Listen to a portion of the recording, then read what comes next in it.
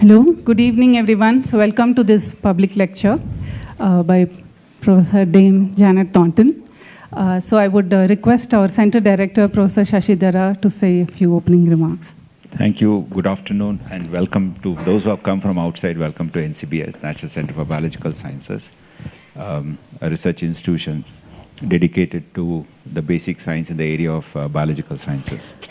So welcome to today's seminar. First, welcome to Professor Janet Thornton to NCBS and to give this seminar this afternoon. And this seminar, as you can see at the bottom, she is a distinguished visiting professor, Sarojini Damodaran visiting professor, which is sponsored and supported generously by Shibulal Foundation. We have Asha here who is going to talk about the foundation and its interest in supporting such activities.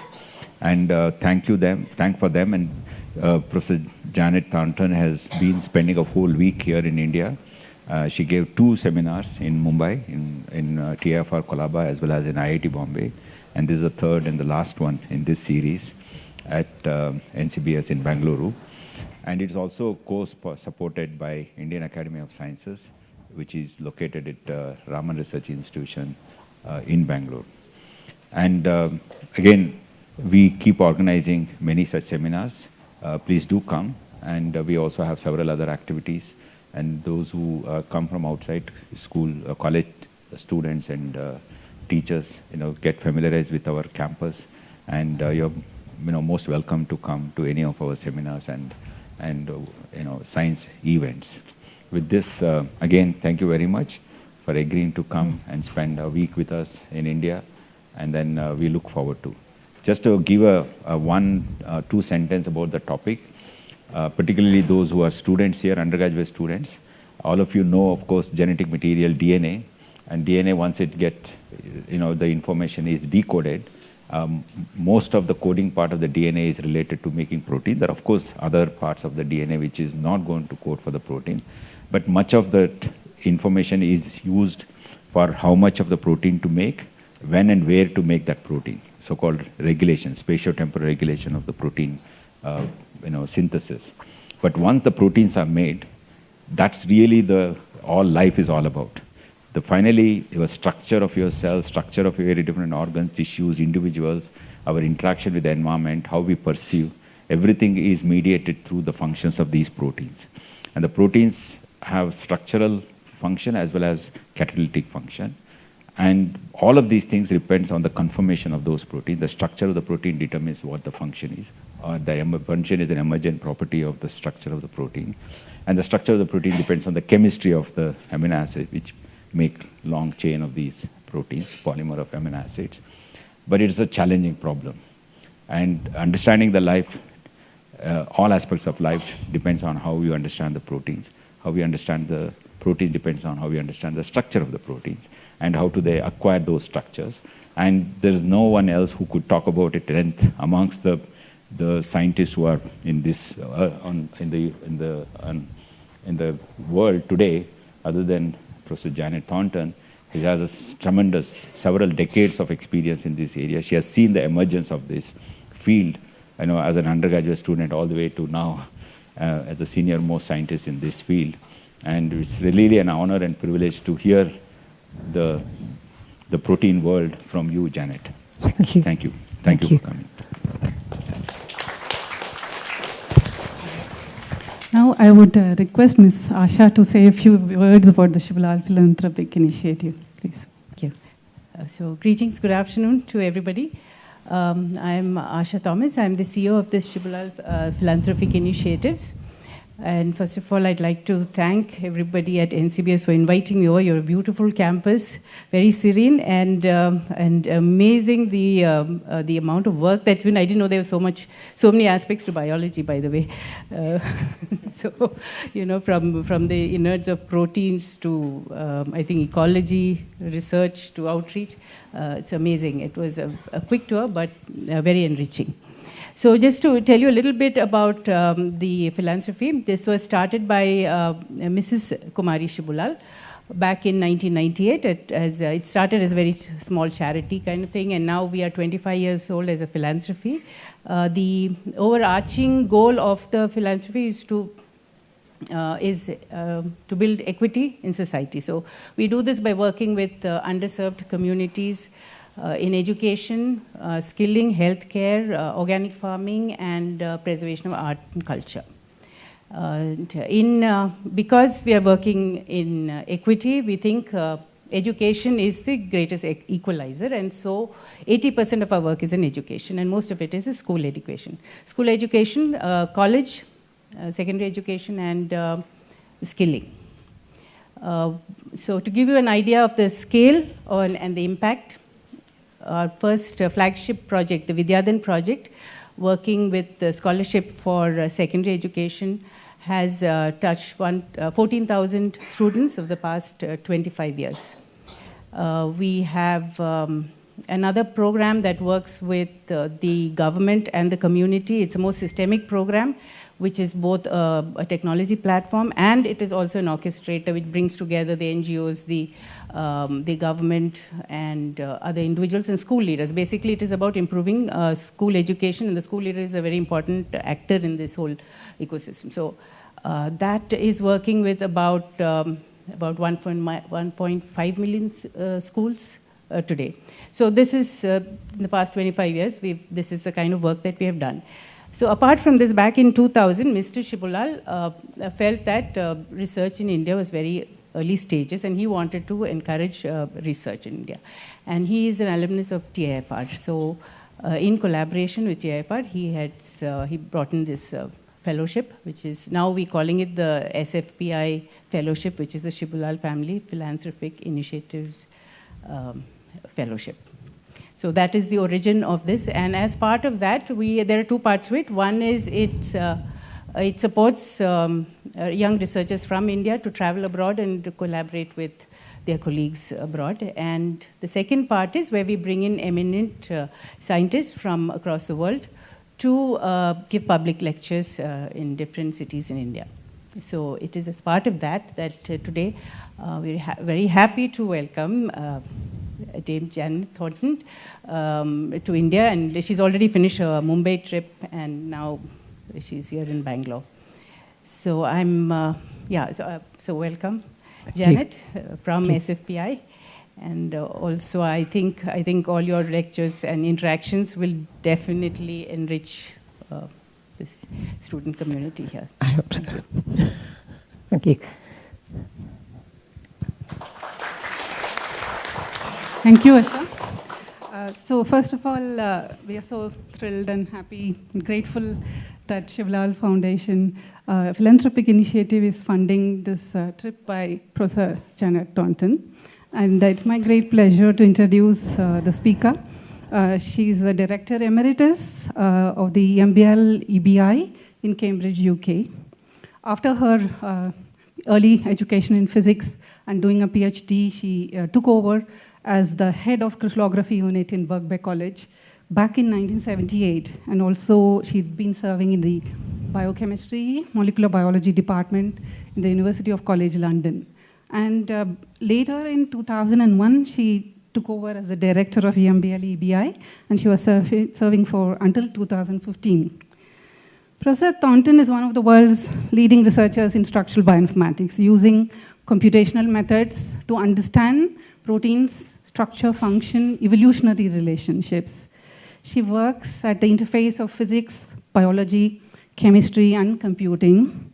She has made some very early, fundamental, and influential contributions on different areas of protein structures, including disulfide bonds, salt bridges, and beta hairpins, also in protein structure prediction, and she has also been instrumental in presenting tools such as Threader, which is a very important protein structure prediction method, as well as recently to study the divergence of enzyme function.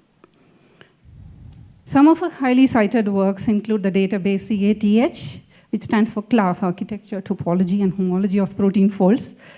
Their web server called ProCheck that is popularly used for protein structure validation It's cited more than 27,000 times. And another tool from their lab, which is called LigPlot, which is used to describe protein-ligand interactions in 2 dimensions in a very conceptual manner. It has been cited 8,000 times. Professor Janet Thornton has totally published more than 500 research articles. She has served in several committees, such as the Protein Data Bank and the BBSRC, and also served in advisory boards of around 20 institutions worldwide. She has won several awards, and it will take me a long time to say all of them, but I'll say Hans Neurath Award and the Extraordinary Fellow Award by Churchill College. At least a dozen universities have offered her honorary degrees. She was elected to the Royal Society in 1999, and she's a foreign associate of the US National Academy of Sciences. In 2012, she became a Dame Commander of the Order of the British Empire, knighted by Her Majesty, the Queen, for services in bioinformatics. Janet is an inspiring scientist who has been humble and encouraging and showed us that it is important to embrace the fact that certain areas of research tend to be often crowded, and it is also important that friendship has to be preserved more than anything else. She's also an inspiring woman scientist. I understand that part-time research was introduced in the entire history of the science in UK due to Janet. Wow. And I have personally very much got inspired by her great science and the way she has been a woman scientist. As mentioned earlier, this visit by Professor Thornton is supported by the Sarojini Damodaran Fellowship for Academic Visitors of Excellence, funded by the Shibalal Philanthropic Initiative and the Shibalal family with the support from TIFR. She had been in Mumbai during the past 2 days, and she has given a couple of public lectures there already. And she will be giving actually 2 lectures tomorrow in Indian Institute of Science. One is a science lecture in the noon, and then there will be a public lecture in the Biological Science Auditorium at the same time, at 4 p.m. Today, Professor Thornton will be talking about the contributions of bioinformatics over the last 50 years in deciphering structure-function relationships of enzymes, and who else can say it better, because she's been in this area since 1974. I hereby invite Professor Thornton to deliver today's lecture. Please. Thank you. Good afternoon, everyone. It's a real pleasure for me to be here in India.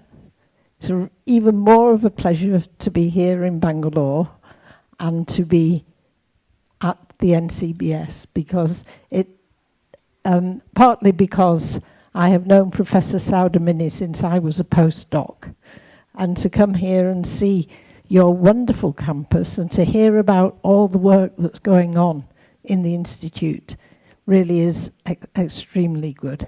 I'd also like to thank the Foundation for funding me to come here. After COVID, I think people have not travelled so much. And in fact, this is the first time I've travelled intercontinentally since, well, not quite, I went to Canada last year. But this opportunity to meet with other scientists is really extremely important, I think, in the development of science. But today, I'm going to give a lecture which is, the first part is historical, to give my personal reflection on the evolution of structural bioinformatics. And then I'll go on and say a little bit about the future and the impact that I think can be achieved in this field. So, historically, one of the greatest, I think, insights came from Linus Pauling when he proposed that protein structures would have alpha helices and beta sheet. This is really insightful because there were no protein structures at that time. And the first protein sequence wasn't determined till 1953. So, given everything we know today, it is quite amazing that it's only happened in the last 70 years. We didn't know a single protein sequence before 1953.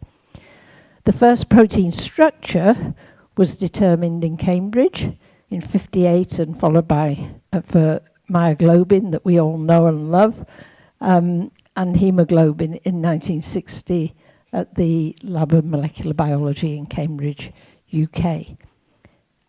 I should also point out that Ramachandran, who is your very famous biophysicist in India, had his own insights that I'll go on and mention in 1963. And that, I think, visiting, I also sense his presence in a lot of the research that's happened in India since that time in this area. And it just emphasizes to me the difference that a person can make in research. Since then, in 1965, Margaret Dayhoff, who you can see here, I hope, made the first collection of protein sequences in a book, a pink book. And the pink book used to lie on the desk, and we used to, and it was made by typing in these sequences. I mean, it's amazing. And she brought all these sequences together. That allowed sequence alignments, which are at the very basis of bioinformatics. And after that, since then, we now have many protein structures. But the Ramachandran plot is one of the, to me, it's one of those things that I would have loved to have done. It's really insightful. It's very simple. It just looks at the dipeptide and the change in the conformation for the dipeptide of the protein here, and tells you which are the allowed regions and which are disallowed. And so that basic stereochemistry applies throughout to all proteins and has been very important insight. And you can also see here Dorothy Hodgkin, who was in Oxford when I was there, and Tom Blundell, who I think has been a very frequent visitor to India. And I was in his department at Birkbeck. Of course, we now think of the Ramachandran rather differently, because we've changed the definitions of what the phi-psi angles are since it was first solved. But that's a detail. So for me, one of the most important things that happened was that in 1971, the Protein Data Bank was established at a meeting at Cold Spring Harbor in the States, when they decided to create a database of these protein structures. I think at that time there were 7 structures that had been determined. And that actually, without the Protein Data Bank, I couldn't have done any of my research. It has really changed everything, and we owe a great gift. You know, it was a real gift to gather this data, and you'll see why. Since then, so I started looking at proteins in 1973, which is about here. There were 20 known protein structures. Today, well, last Thursday actually, we had 230,000 odd experimental protein structures. And so what's happened is that the universe of protein structures has been revealed in my academic lifetime. So it's a bit like finding the structure of the world, you know, when the explorers went to explore the world and they didn't know what they were going to find. And certainly when I was in Oxford during these years, every time a new structure was determined, we would rush to the library to see what this structure looked like, because we didn't know what it might look like. Would there be anything else other than alpha helices and beta sheets? And gradually, over this time, we've come to learn more about these structures. And of course, the key thing that was postulated by others, but by Amfinson mainly, is that the sequence determines this 3-dimensional structure, which is not only extremely beautiful, in my opinion, but it only works because of this structure. If you lose that structure, you have no function. And so structure is a very important aspect of understanding how proteins work. So, what happened? We were trying to, of course, not only did we want to understand, we wanted to predict. So we wanted to give me a sequence, you tell me what the protein structure looks like. So how do you go about that? You know, we were novices, we didn't know. What do you do? And so in the 1970s, when I first started, we tried to tease the problem apart, to look at the different bits of structures and see if we could predict those. So we looked at the geometry of the chain, the phi-psi values I mentioned. We looked at the hydrophobic core and the hydrogen bonds and the disulfide bridges, beloved of many here. The secondary structures, helices, strands, turns, different types of turns. I spent a long time looking at beta turns. And here in India, other people have looked at the alpha turns that were relevant. And we also looked at chirality of these. So we all know that helices are right-handed, twists are left-handed. And that all comes just from the structure of the amino acid. And that fact, again, still amazes me, that this little change between an L and a D form can have this huge impact on protein structure. And of course, the impact of water solvent accessibility. So we studied all of these and we tried to predict them, and with varying results. We actually used neural nets and things to try and do these. We had different methods of doing it, and we found lots of different beta turns. We looked in great detail at how the 20 different side chains interacted with each other. But one of the big challenges was actually looking at these structures, because then what came out of an electron density was a picture something like this. And from that, it was quite difficult to see. Even when you had stereo views, so you could see it in 3 dimensions, it was still quite difficult to tease apart exactly the path of the chain. And Jane Richardson developed, she was an artist basically, and she drew these ribbon diagrams by hand. So I went to visit her lab, and she had all these big pictures of proteins that she'd drawn, quite fantastic, that really allowed us to see how the chain folded round and created this globular structure, which could, in this case, bind 2 zincs. This is superoxide dismutase. And then over time, of course, Jane's ideas were captured in a computer program, so we can now look and automatically draw these topology diagrams and see what's going on. But that might make you think that you can see through proteins, and of course you can't see through proteins, they are very solid. And so this view, which I call the CPK, Corey, is an important aspect, that we look and we realize these structures are very solid.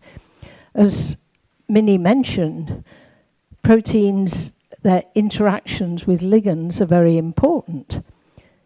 But looking at 20, 30, 40 structures and 40 ligands and how they interact is very difficult. So we developed this tool, or Roman Laskovsky developed this tool that allows us to see it in 2 dimensions and to compare between different ligands and different proteins. And also the hydrogen bonding diagrams, and these diagrams that show the sequences, the helices and the strands. So this visualization is important. And I also included this from David Goodsell, which is, I think, drawn by hand, that stresses how in a cell, how tightly packed all of these things are. So they aren't like the continents of the world scattered around. They're really close together and interact like that. So these tools to visualize structures were very important. So we had efforts at secondary structure prediction. Chu and Fasman was the one that everybody thought about and used.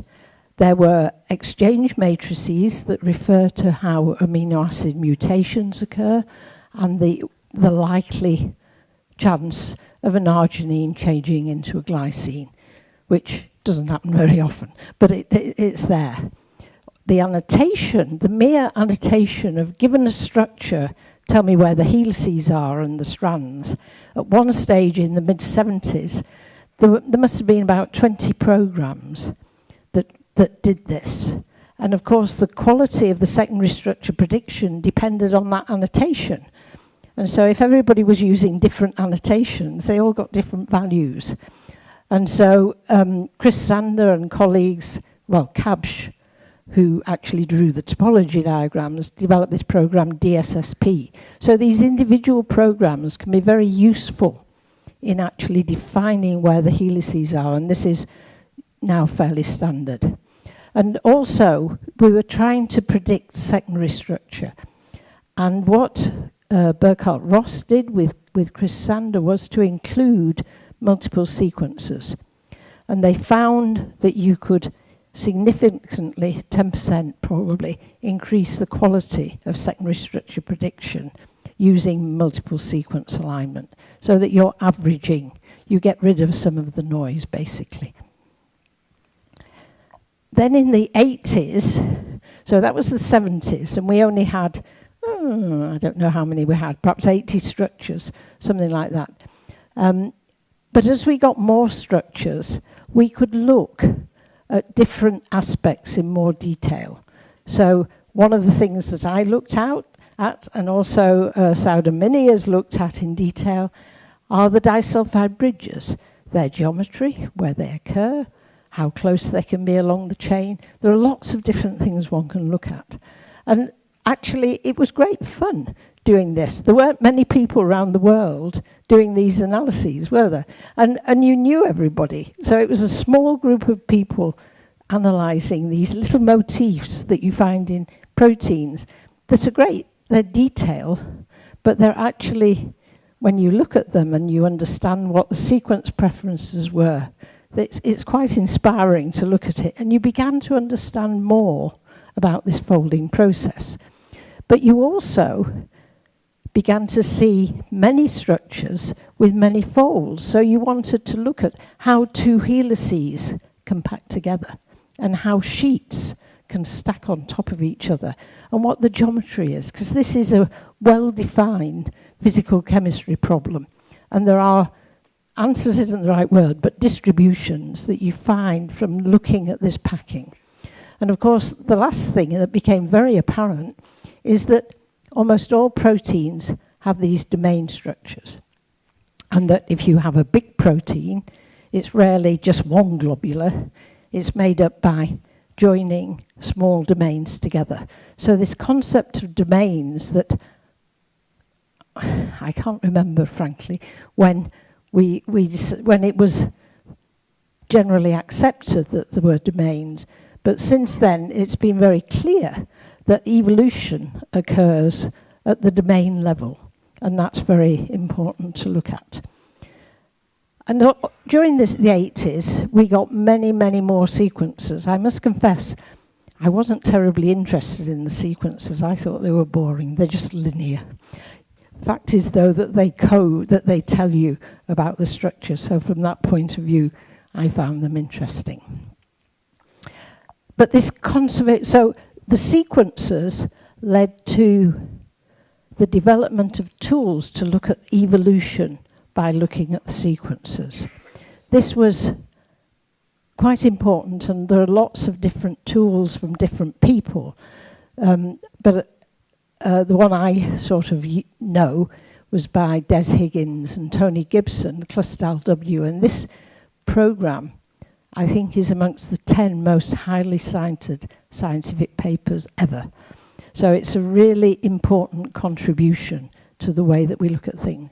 And of course, with the realization of domains came the realization that we can have domain families.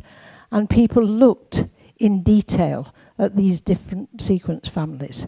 But perhaps the most important observation, I think, came from Cyrus Chothia here with Arthur Lesk, when he was in the lab in Cambridge where they were looking in great detail at the hemoglobin sequences. And also they had lots of hemoglobin structures. And what they observed was that the sequence, if we're looking at myoglobin or hemoglobin, every single amino acid, apart from one, can mutate. That's the one, the histidine that binds the iron. That has to be a histidine. Everything else can change. But if you looked at the structures didn't really change fundamentally at all. So over these vast evolutionary times, different organisms from different branches of the tree of life maintain the same protein structures. And I still find that to be an amazing fact, that you conserve these structures over whole. So they're the same in plants as they are in animals, as they are in fungi, as they are across in bacteria. So you've conserved this geometry because the geometry determines the function, and in evolution that function rules. So this structure also, Cyrus led the inspection of the immunoglobulins, which of course are a very unusual class of proteins because they are able, that family, are able to recognize any small ligand. In fact, any other protein. They can change, and they do it through these loops. And Cyrus noticed that there were certain classes. It wasn't a continuum. You only got certain classes of residues in there. So the conservation of structure and how that conservation, this plot shows as the residue sequence identity between a pair of proteins decreases, the structure gets more and more different. That said, these values are only at about 2 angstroms, which is very tiny. So they don't change very much, but they do change, and there is a relationship between sequence and structure in terms of the detail. Now, at that time, at the end of the 80s, horror of horrors, there were some structures that had been deposited in the protein data bank that proved to be incorrect. Now, if you do crystallography correctly, it's one of the rare parts of, well, biology, if you like, where there is a clear, this is right and this is wrong. And there are about 3 structures deposited in the PDB which they got wrong. One of them, they traced the chain in the wrong direction. So instead of going from N to C, the beginning to the C terminus, they'd put the C terminus at the beginning and gone backwards, if you like. And that was, people were horrified because that shouldn't have happened. It happened because people were trying to rush to get their papers out, basically. In some cases, people were just careless. Anyway, we thought it would, well, no, actually, this isn't why. I'll tell you why I started looking at all this stuff. This is the Ramachandran plot, which is color-coded according to the red parts of the most populated areas. And what I was interested to see was the Ramachandran plot comes from consideration just of 2 peptides. It doesn't think about the broader problem. It's just looking locally. And yet these proteins fold into these complicated structures. And I was intrigued as to whether that folding would distort the Ramachandran plot. So we'd end up with something stretched because it was sort of taut. There were too many conflicting things within a structure. And so we plotted it. But what we found was that the clustering within these allowed areas depended very much on the resolution of the protein. So if you got a higher resolution protein, i.e. you're more confident that this is right, the higher it got, rather than the phi-psi values scattering across space, they actually clustered even more. So they obeyed the stereochemistry was even better in the higher resolution structures than it was in the lower resolution structures. And then we started to look at Chi1 values. Now, this is real detail for those who aren't so familiar with structures, but the Chi1 values are the side chain angle values, and those correlated beautifully with resolution, which is what you can see here. And we looked at a whole variety of things. We also, I should say, and this is important for data, we had a program that we called PDB Clean, because in those days, all this data on structures was deposited by hand, and people had to type in coordinates into the protein data bank. Now, there are about, perhaps in those days, the average length of a protein would be 200. There are 10 atoms in each in each side chain. So you'd have 2,000 times 3 for X, Y, Z. So you'd have 6,000 numbers to type in. And you made mistakes. People made mistakes. So the term Escherichia coli, there were 25 different spellings for Escherichia coli when we looked at the PDB in those days. So you had to sort of refine them. So we did this using a program, and that improved what we were trying to do. So what we did was to develop something called Protein, which was ProCheck, which validated these structures according to their stereochemistry. And this shows, we developed ProCheck. The program actually was made available in 1993. And then it was based on the Ramachandran plot. That was what I wanted to say. It was based on this original observation. And in fact, these phi-psi angles are the best way I know to check that the stereochemistry in the protein is good, because you can't fiddle them. Because if you change one phi-psi, that affects the rest of the chain. And so you're distorting it. With Chi values, Chi1 values, you can just twiddle and use the side chain libraries, but you can't do that with the Ramachandran.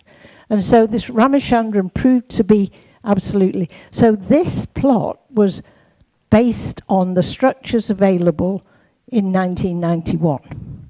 That was what we did. Since then, other validation programs have been developed, and what you can see with these other programs is that gradually, actually, rather than getting less clustered, as we've got better data and better methods, these cluster even more into Ramachandran's favorite areas. So that initial observation really has been critical for assessing the quality of protein structures. So at this time, we began to get lots and lots of structures. And so we had to, and lots of sequences, and those had to be compared. Now, I suspect the students here are all familiar with BLAST. Have you all done BLAST? Yeah, you've all used BLAST or something like BLAST. So there were lots of different programs that tried to do this. I myself wrote a structure comparison that when I was in Oxford, called Super. So I had Super for superpose, then I had Super A, that was the next version of, then I had Super B, and I went to a meeting and somebody said, oh, I've been using the program Superb, which wasn't the idea at all. It was just, I was trying to improve my structure comparison. But in fact, it wasn't a very good tool. But Willie Taylor developed an excellent tool called SAP that, in fact, with Christina Rengo, and we use that as the basis of Cath, which I'll come on to.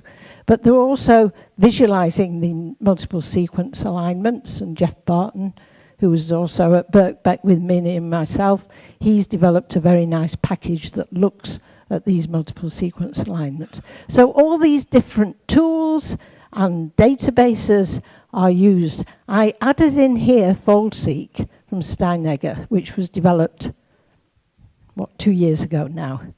And that has really changed our ability to compare structures quickly and accurately.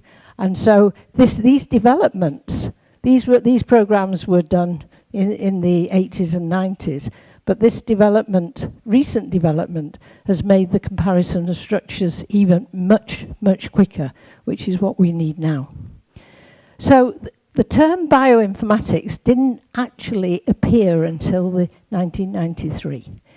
And I am often told by my genome colleagues that this came when people started looking at sequences.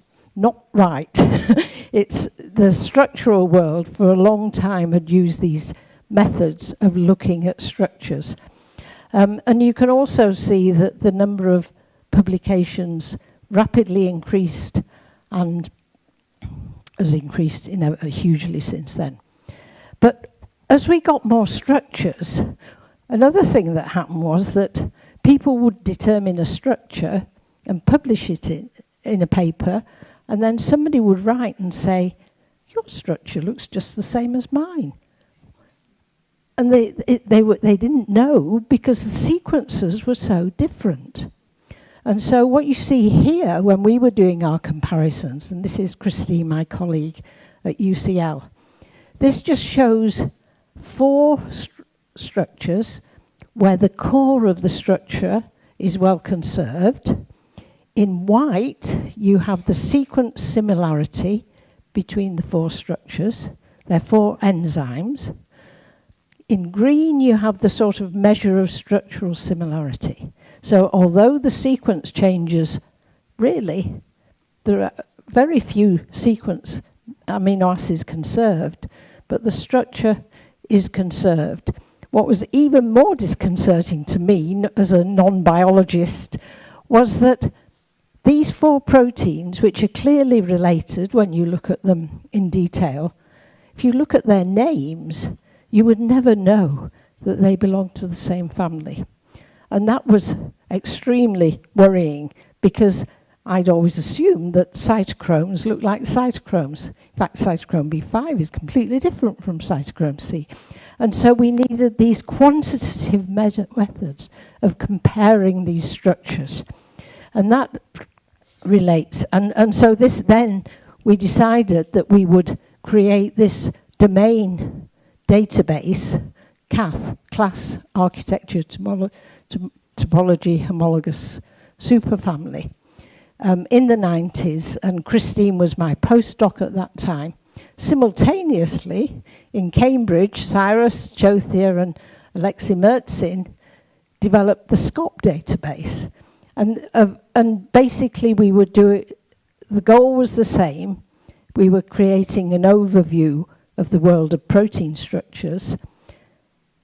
The methods were different. Alexei is an amazing person who can look at a structure and know which family it belongs to. I'm afraid that's beyond me completely. Now, we used computational methods to try and do this, which in some ways is better, in some ways is actually worse, because sometimes these things have evolved so far that you can't tell the members of the same family. But Alexei could see the differences. So we developed these 2 data resources, CATH and SCOP. And in fact, Minnie also developed a data resource here based on the work when she'd been in Tom Lundell's lab and carrying on from there. And this really is our human way of trying to understand the universe of protein structures. It's a way to look at it and try to comprehend what's possible and which are related, which are homologous. And in fact, SCOP and CATH are working together to try and bring this together and to do it through PDB at EBI. But as I said, this idea that actually these new structures sometimes look like old ones. So we decided, well, this was my personal experience. I had a new student, Mark Swindells, who was on a case studentship with Pfizer. That means that it was a commercial, with a commercial company that were funding it. And they wanted to look at interleukin-1 beta. Now, the structure had been published, but the coordinates weren't available. But it turned it had the same structure as soybean trypsin inhibitor, for which the coordinates were available. So I said to Mark, well, never mind, just go and do the sequence alignment, and then we'll be able to build a model of interleukin-1 beta. And poor Mark came back a week or two later and said, I just can't get these sequences to align. They're just completely different. And they were 9.5% identical. And that was why he couldn't do it. And so this idea of recognizing folds came into being. And David Jones, who was in the lab at the time as a student, he went on to do fold recognition or threading, trying to recognize the fold from the sequence. But you can see here, at that time, there was a whole slew of new development of methods and observations. Molecular dynamics and the simulations were developed by Karplus in particular, and Levitt and Berenson and Van Gunsteren. There was normal mode analysis. There were a lot of detailed electrostatic field calculations from Warwicker in Manchester and Barry Honig in the US. There were a lot of methods on ligand docking. Manfred Sippel was a proponent of using reverse Boltzmann calculations to develop force fields based on proteins. And we certainly used that. I thought that might solve the problem of protein structure prediction. Sadly, it didn't, because there's not much difference.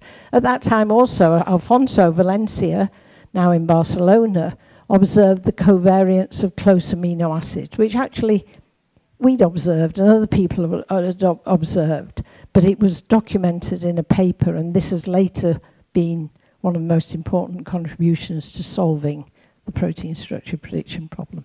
But David worked on fold recognition, and again, CASP. So this is every 2 years there was a meeting that was called CASP, and it's the comparative assessment of structure prediction. Some people call it the competitive assessment of structure prediction, because of those in the field know this became quite a competition. So the idea was every 2 years the organizing committee distributed the sequences of a set of proteins that were in the process of a structure determination. And then the predictors had to do a blind prediction to predict what the structure looked like. The structure came out, and then you could compare the predictions. And the reason this happened, in part, was because not many, but some people claimed to have solved the protein folding problem, whereas in fact they hadn't. And once this came about, you couldn't pretend. There was this regular 2-year assessment whether you'd got it right or wrong.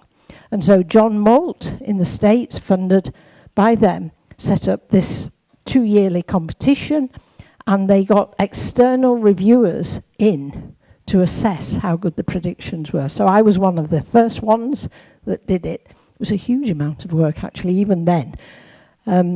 But that was early, and many of the structures that were deposited by the labs had lousy stereochemistry. So we could check it with ProCheck and say, they had phenylalanines that crossed through each other and also that sort of thing. It was just bad. So this improved, without a doubt, the things. At the same time, the idea of structural genomics emerged, which maybe you guys out there won't know what that was. The concept was we did because genomes had been determined. So we had the whole human genome.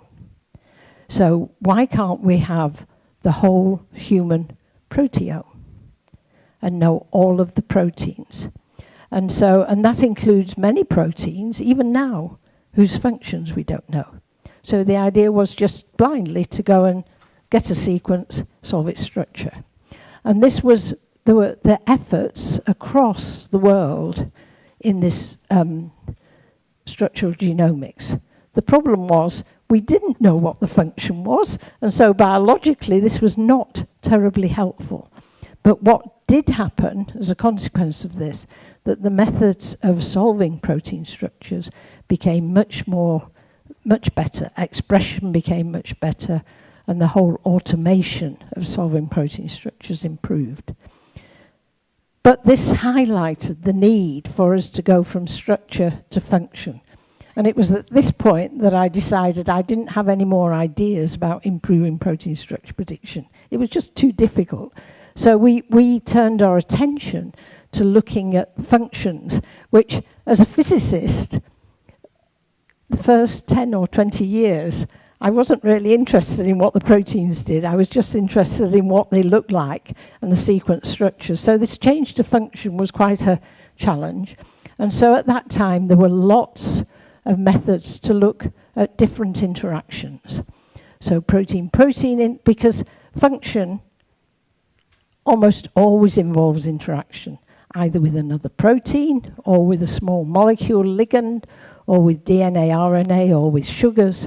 So we did a whole lot of analyses on these interactions, as did many other people around the world.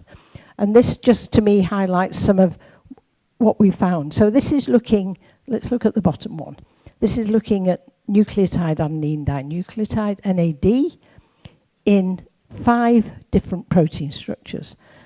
And at first people thought, well, if you're binding NAD, the pocket in one would be the same as a pocket in another, the same as a pocket in another. In fact, that doesn't work, because you can see from here, if we just look at the NAD to begin with, it's flexible. So it's got different conformations. So the shape of the pocket is going to be different, full stop. But even when it's extended, actually you get different shaped pockets. There are many ways to recognize one small molecule. There isn't just one way, one shape of a pocket, one feel thing. So that was, but just gathering this information has proved to be in itself demanding, with the development of many new methods. The functional analysis, oh gosh, I'll have to go quicker. The functional analysis was helped by the introduction of the Go annotations. Genome ontology, it's called, and this was led, or there were a lot of people involved. Michael Ashburn, as shown here, who sadly died, he developed this Go annotations. And when he told me he was going to do it, I thought, that's impossible. That's just impossible, capturing function in 3 descriptors, basically. But I didn't reckon with Michael, who knew more about biology than, than anybody, because of his studies on Drosophila, actually. And so he developed this, and this really helped us to understand more about function. I just mentioned that the transcription factors and how they work and control expression has been also, the control of biology has been a central theme. So over in the 2000s, there was a lot of work on networks, data integration, many, many more structures, docking, the emergence of the fact that about a third of residues in proteins are disordered. What's the impact of that on function? And that's important and is being worked on here and elsewhere. Function prediction from structure, and they developed something called CAFA, which is comparative assessment of function annotation, the same as CASP, and that's ongoing. But there were many, many more structures, and despite all those structures, there were even more sequences. And so only a very small percentage of uniprots could be directly mapped onto the PDB. Tiny. And so the idea, the challenge of protein structure prediction became even more important, because we got so many sequences there that we wanted to look at. So in the 2000s, 2010s, the way to predict structure was basically using homology. And because of the conservation of structure and building one protein from knowledge of a close relative, and there are now, this was done by hand originally, but then the development of many new, very, very robust methods for doing this homology modelling were developed across the world. Charlene Blunday, Thornton Schwader, David Baker and co, and Mike Sternberg. And there are other programs as well. But a breakthrough came in CASP14 in 2018, and here's John Malt. And this just shows the quality of the predictions. Along the bottom, we've got all the groups that were involved in this meeting, CASP14, and we've got the number, well, here it's a measure of a Z-score, actually, of how the different groups did. Now, normally, in every previous CASP, this has been sort of a continuum like this. This was the first time that one group had stood out way above the others. And that was AlphaFold 2. And it was done primarily by people who were not structural biologists, they weren't physicists, they were computer scientists who developed different AI approaches to solve this problem. And here you can see where this is a measure. So each CASP, there would be a graph produced about how good it was. Similar proteins were always predicted quite well. The difficult the predictions for the difficult, very distant proteins were rubbish. But gradually, this curve moved up, but very, very slowly. And it wasn't until AI methods were introduced here in CASP13, but then in CASP14, what these little circles show is that for, I think, 96% of the targets that were predicted, AlphaFold got the most accurate structure. So this was clearly a step jump in the accuracy. And this has changed things really tremendously. The structures, some of them built like this one, look very good. The only differences are loops that change a bit. Some of them are really, they just show you that you've got a flexible protein. Others are a mixture between a core that's defined and loops that aren't defined. And so it depends on the protein that you're looking at, what sort of a model you get out. It was very clear right at the beginning that you got better models out when you had a relative than if you don't have a relative. So if you have a close relative, the quality of the models, the confidence score, that this PLDDT score shows that for the homologs, the average PLDDT score, the confidence was much higher on average than it was for proteins without a structure. So protein structure prediction really is the perfect problem for AI. And the reasons are shown here. It's a long-standing problem. There's lots and lots of data that's curated, clean, accurate, freely available. Good metrics to measure success. And of course, evolution, which determines what these structures look like, means that many of these structures have relatives. And so that helps in the AI prediction. So over the last 30 years until AlphaFold was developed, there were many useful technical developments. But this, effectively the AI brings together all those developments and treats it purely, if you like, as a technical mathematical problem to combine lots of data from lots of structures to make your best prediction go forward.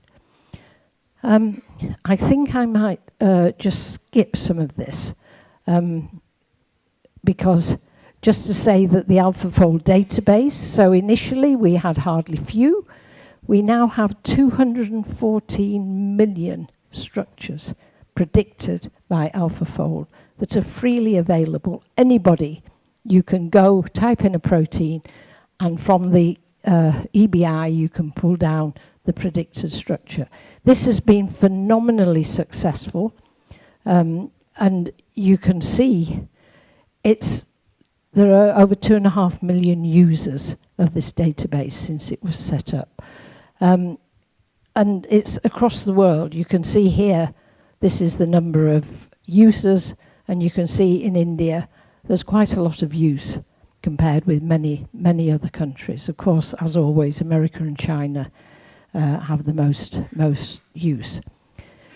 These structures are used not just for structural biologists, but because they're available for every structure in one shape or form. They might not be good, but they're there. Then in the clinical sciences, genetics, microbiology, chemistry, biochemistry and cell biology, and of course in bioinformatics. So it has wide usage across here. But just as a caution, people who are using these structures aren't structural biologists, and they really do need to be trained about what the models mean, where are the good bits and the bad bits, and how to use them. Oh, sorry. And there is now online AlphaFold, a practical guide that's been developed to help people use this and to use it well. So I encourage, if you're interested, you can go and look at this and get a sort of a tutorial on how to use these structures. So now we've got all these structures, what can we use them for? We had 200,000 before, now we've got millions. And of course, perhaps the most important thing is we can interpret ligand binding sites, variants, mutations, multimeric states, etc. for proteins. But we can also, as well as providing this structural context, we can predict multiple conformational states in various ways. We can compare and contrast structures. We can predict protein-protein interactions and identify very distantly related proteins. And one way this is important is if we're looking, in this case, at bioremediation, where you're trying to use biology to clean up waste dumps, etc. You can actually identify that you want to neutralize enzymes. And you can go and search in Magnify, which has these 2.5 billion sequences for nitrolases that might be useful for bioremediation. So it gives you proteins that you know are extant that can really help in doing this. So drug discovery, tackling neglected diseases, understanding antibiotic resistance, fighting plastic pollution, increasing the health of honeybees, I rather like that, and understanding how ice form are just some of the examples of that it's been used to. But the example I like best, inevitably, is the one that reveals the universe of protein structures. And this is published by my old colleagues, Christine and David, in their groups at UCL. And it's called the Encyclopedia of Domains. And what it did was to go through these the high quality structures, 14 million, and cluster them into the Cath database that we developed before to see what they are. And what they couldn't use all of them because some of them aren't good quality, but they were able to put 90% of those structures into known Cath folds. And in total, they got 7,500 new folds. And here you can see some of the new folds. These are the symmetric ones, the pretty ones. They look really beautiful. And so this approach learns well enough to predict novel structures as well as predicting structures for which there are also relatives available. So that, I think, is quite important. They also showed that certain families of proteins have expanded enormously over the different organisms, and it's not equal. Some families don't expand, others really expand. And so where does the future take us? So there is for structural biologists, there is a new normal. You now probably have a prediction for your structure before you ever start to solve the structure. And so that gives you some insight into what you might do to do that. I should say there are obviously many more databases. So when I joined EBI in 2001, we only had 5 data resources. We now have 40 just at the EBI. There are many new specialist databases in different topics, and there will be more and more going forward. Obviously, for structures, we need new databases. So we need not only the PDB, but an electron microscope database and a public image archive that I think are very important in structural biology. And really, we're going from structures of individual molecules to creating structures of these very large complexes. This is the nuclear pore. And you can make this structure, you can model. And again, here in NCSB, there are, you know, people doing this. So this is really, I think, the future in a sense of structural biology. But not only that, we can actually see with tomograms through single cells.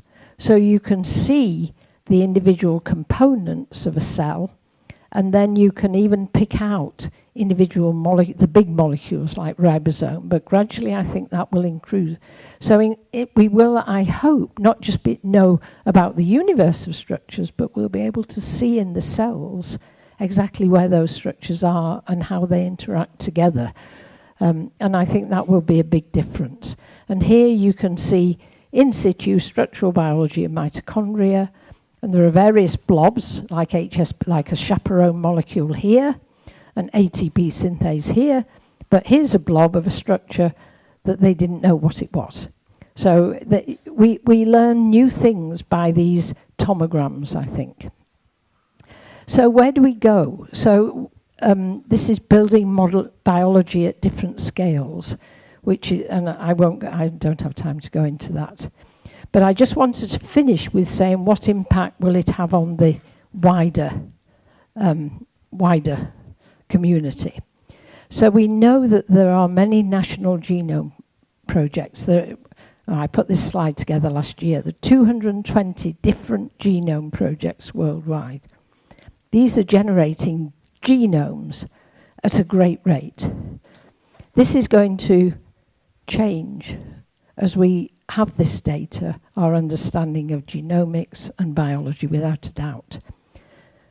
These proteins we know we'll be able to use in these very different areas: sustainable bioenergy, biodiversity. There's somebody doing biodiversity of tigers in NCSB, which is fantastic. You know, how much do they vary? Biotechnology, engineering enzymes, which would be fantastic. But to me, the greatest potential, in a way, lies in the medical sciences. And in a way, it's a really good area for AI. There's lots of data. There are many expert clinicians. It's a highly regulated profession. And the current approach is mainly based on previous experience of the clinicians. And I should say the imaging is going to be really important. But the problem is in the quality of the data, which is still not there. There's lots of it. There are all different sorts of data that you can see here. In general, it isn't very structured and organized. The biobank and cohorts are the exception here. But generally, hospital data is not well structured. And so there's a huge challenge in the next 10 years, I think, to build the data infrastructure for medicine, for medical data. In our world of structures and biology, it's taken 20 years to build up this ecosystem of different databases. The medical problem is even more challenging from many different aspects. The sharing data, the policy and the ethics for that, the data mining, the data security and regulations and crossing borders. Nearly all medical data is in the language, the local language. You know, we don't have that problem with protein structures, thank goodness. It's all the same language. But this is a major challenge. And in fact, in the UK, we've set up Health Data Research UK, and their mission is really not to do the research, but to facilitate finding, accessing, linking, curating, analysing, and getting new insights, and getting those into the clinic to improve health. And this is, it's about 3 years old now, and it's a huge problem that's faced in the UK. Even though we have a National Health Service, and it's not commercial, even so, it's a real problem to do this. And this is one of the major challenges where I think AI will come into its own. So I'd just like to finish by saying, to date, molecular biology, structural biology, cellular biology, developmental biology, organismal biology, ecology, evolution, the medical stuff has all been in its own silos to some extent. It's not been as integrated as it needs to be. In my mind, the only way to do this integration is using bioinformatics tools. It is the only way. There's no other way to bring this information together. So the emergence of bioinformatics, it was peripheral at one stage to most biologists. That has to change. And it will change in terms of building models and going forward and really interpreting this huge amount of data that we've got. And now we are much closer to the medical application than we were 50 years, infinitely closer. There was no link in those days. And so the idea of improving drug design, treating health, and generally improving our lives and maybe helping to tackle climate change in some way. So what we'd like, better methods, better biology, better medicine, and I'm sure you've heard about healthy planets, healthy people, and healthy planet. And all these new technologies can be brought together using bioinformatics methods. So I just close by thanking the Foundation again for letting me come here and speak, but also all the members of my group. We got together last year and had a wonderful get-together of students over many, many years. And it was really nice to see everybody again. But thank you to them for all the work that they've done that has made my life both a joy, sometimes a disaster, but mostly a joy, and for helping us to understand the challenge of proteins and protein structure. Thank you. Wow. That was a very beautiful articulation of not only the history of bioinformatics, but also to say how bioinformatics is expanding and the horizons are much more than we think. So to begin with, we would like to ask if there are any questions from this hall. Questions? Okay, maybe I will, okay, Rana. Janet, so the AlphaFold, if we have a query sequence, sorry? Using AlphaFold, if we have a query sequence and it connects to two domains yes. Of known structure, but it is discontinuous, do you think AlphaFold will have a problem? Or I don't know the answer to that. That will be very interesting. And of course the answer is probably be if it's an ab initio sequence, I don't think it would solve it. Okay. But if there's already a structure there that's got domain swaps in it, then it would. Thank you. So I think it depends. Hi, Janet. Thanks for a wonderful talk. You said many, many interesting things. I just want to ask about one of those. Is it possible to get a alpha dynamics of like a conformational dynamics for like that? And where is the training set for that? Because we haven't built that. Well, I think that is exactly the problem. I know that John Jumper is really, his real interest is dynamics.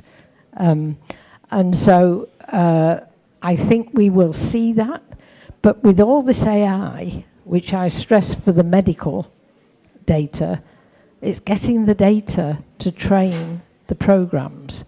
And I think maybe we can learn how the dynamics is structured. But I don't know, I've always been so worried about whether the dynamics is accurate or not that I've tended to avoid it if I possibly could, because it's so difficult. And I spent my PhD developing force fields and all sorts of things and said I would never again do energy calculations.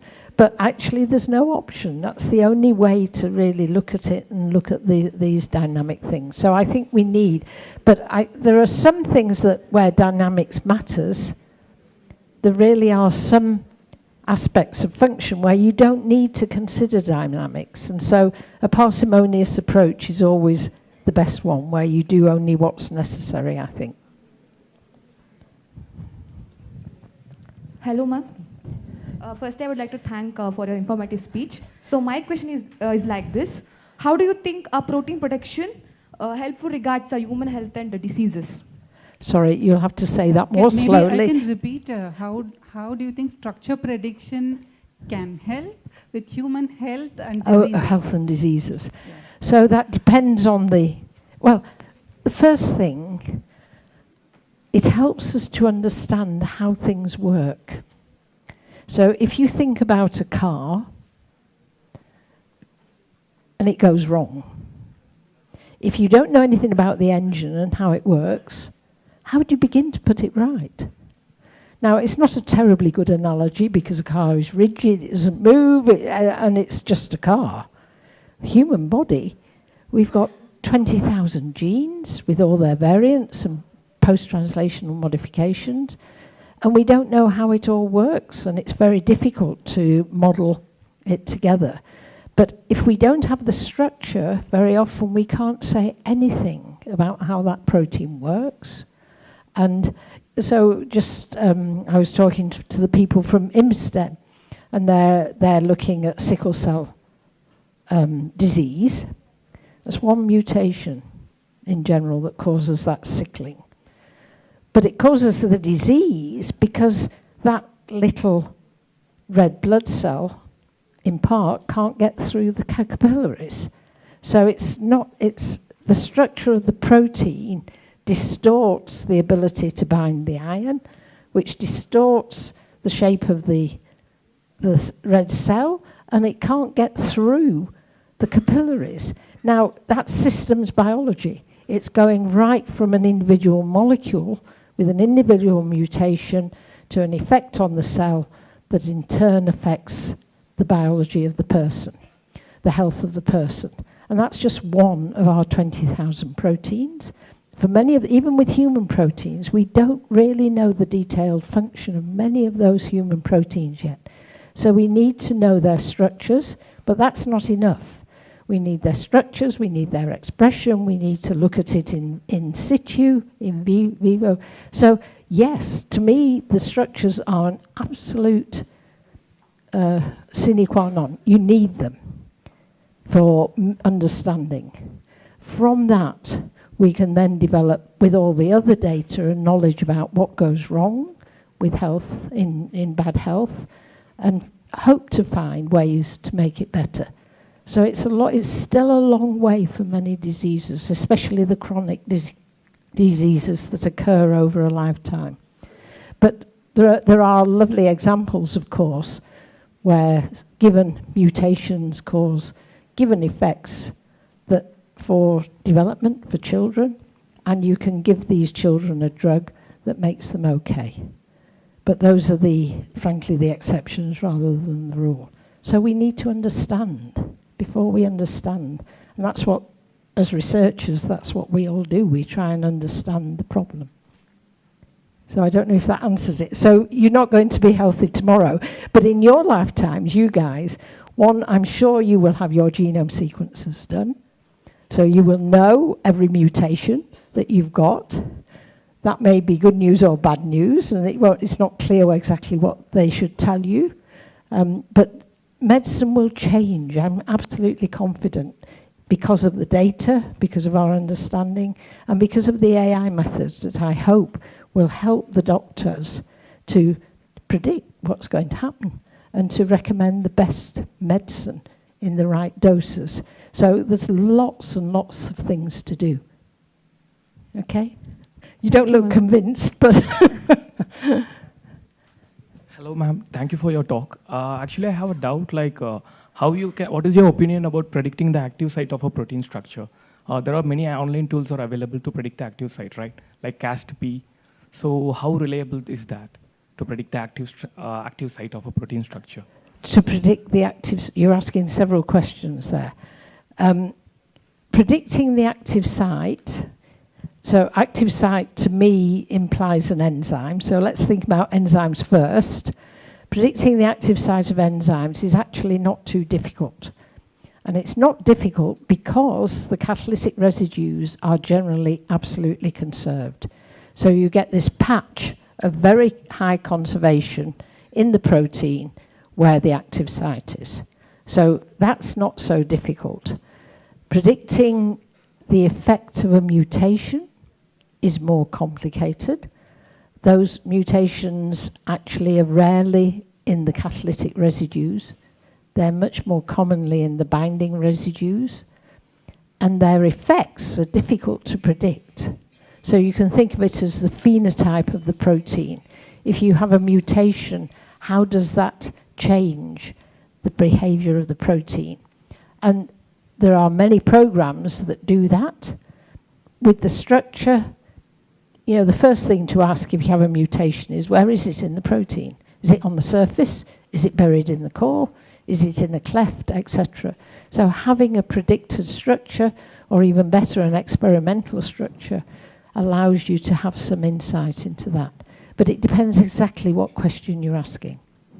But it's not, it doesn't solve, having a structure doesn't solve some of the problems. I was thinking, some years ago, we had a foot and mouth disease outbreak in the UK when they had to slaughter a lot of the animals. I mean, it's just horrendous. We've known the structure of foot and mouth virus for at least 10 years before that happened, and yet we haven't solved the problem. So a structure is the beginning, it's not the solution in itself. Thank you. It was a very good talk, ma'am. By the way, ma'am, myself Vinay, and I was working on nanotechnology, nanoparticles. As can we, is there any websites where sequence could be sequenced and materials, extract or any nanoparticles can be integrated through that, like with our structure and the protein structure? Can we see the interactions? Sorry, I'm not sure I think the question is, given a protein sequence, can we predict whether it will interact with nanoparticles? Oh, with nanoparticles. Oh, it depends a bit on the nature of the nanoparticles and the nature of the protein. In terms of detailed interaction, I don't know. Has anybody actually tried to do that? Yes, ma'am. Like through the latest survey, we have seen that like even a DNA can be interacted with nanoparticles. So how is that proteins could be interacted with nanoparticles? Oh yes, proteins will interact with anything that's around, basically. And but they won't necessarily interact specifically. So if we know that structures, perhaps it can continue discussions Thank you, over thank the tea, please. Yes. Okay, with fine. this, perhaps then we should please join me in thanking Professor Janet for a very nice lecture. Thank you. Great. So I would request our Center Director, Professor Shashidhara, to give a small memento to the speaker, please.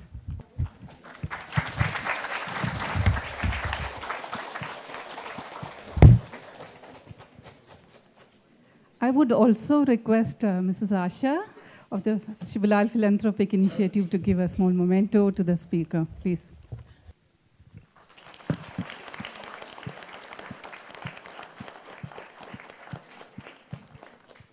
Yeah, I must also acknowledge the fact that this whole public lecture was co-hosted by the Indian Academy of Sciences, Bangalore.